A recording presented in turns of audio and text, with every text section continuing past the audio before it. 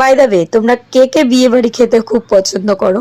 তো এটা হচ্ছে আমার দাদার বিয়ে। প্রথমে দেখিয়ে দিলাম মেনু কার্ড, আর দিয়ে দিল এইসব বড় একটা সাইজের চিকেন সাটে, যেটা খেতে কিন্তু দারুণ হয়েছিল। তারপরে দিয়ে দিল মুগের ডাল মাছের মাথা দিয়ে, তো দারুণ খেলাম। তারপরে খেলাম ইঁচড় চিংড়ি, যেটার ভিতর ছিল ভরা ভরা চিংড়ি। তারপরে দিল এক বড় একটা সাইজের কাতলা মাছের পিস, যেটা কিন্তু আমি খেতেও পারিনি। তারপরে দেখো, এক টেবিলে মানে 100 জন বসেছি একটা প্যান্ডেলের ভিতর, আর এখানে আমার জেঠিমা বসে বসে খাচ্ছে। আর রান্নাগুলো কিন্তু দারুণ হয়েছিল। এইভাবে বিয়েবাড়ি সেজে গুজে এসে খেতে কিন্তু দারুণ লাগে।